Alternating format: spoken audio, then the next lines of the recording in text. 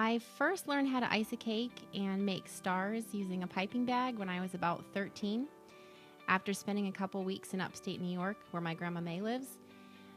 She lives in a really small town, and she makes all the wedding cakes up there for everybody. So she taught me the basics of cake decorating when I was with her, and she also let me come with her to the local grocery store bakery at 4 a.m., and we made donuts, and I got to pick out the colors of the sprinkles and dip them.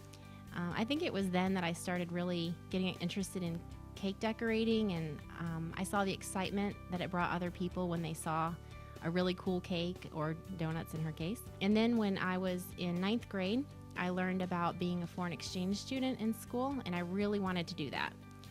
I dreamed of living in France and becoming fluent in the language. My parents told me that if I was serious about it, I had to earn enough money to make one of the payments, which was really smart of them.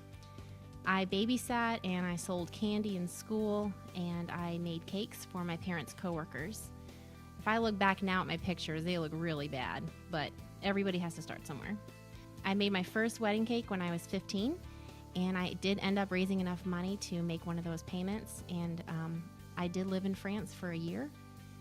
I lived with a French family, and I went to a French high school, became fluent, and then after high school I went to college for French and secondary education. I taught middle and high school French for about 7 years. When I was teaching, I started watching the show The Cake Boss, and it reignited that creative spirit in me to design and decorate cakes. So I started thinking I could do that, and I played around with it, and I started making cakes for some of my coworkers and friends. And before you knew it, I was making cakes for their friends, and it kept going from there. I've always dreamed about having my own business of some kind. I love everything about it, except for the paperwork, maybe. That's really boring. But I like having ideas that I can explore since it's my business. That freedom is wonderful. I love talking to clients about how they envision an amazing cake as the center focal point of their wedding. We talk about their theme and their colors and their personality, the feel of their wedding. And sometimes they give me free rein on the design, and sometimes they're very specific about what they want.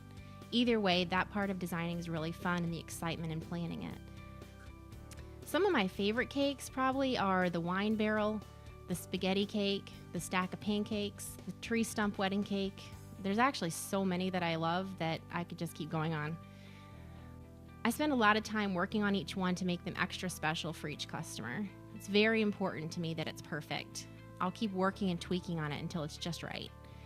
And sometimes that can take anywhere from 3 to 4 hours, or days upon days, like the Waltons' homecoming cakes. Word of mouth led Dan McGinnis from Hollywood Billboard to call me in January.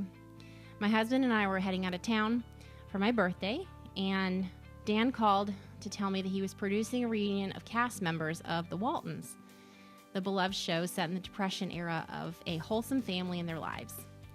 Dan had a particular idea for one night's cake being a moonshine or whiskey still. It's a copper still and barrel that holds the Baldwin sisters' famous recipe. The second night's cake was to be a replica of the Walton house. My husband added the idea of having a light on in John Boy's room, like on the show. There's that famous line, "Good night, John Boy." He was always the last one to turn off his light, so I was able to put a light in the cake for his room.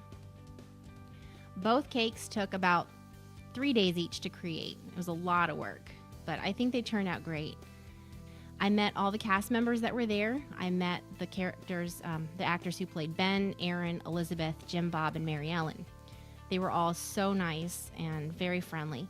Aaron, which was Mary McDonough, made sure that I was the center of attention and got everybody to take a picture of me, them, and the cake.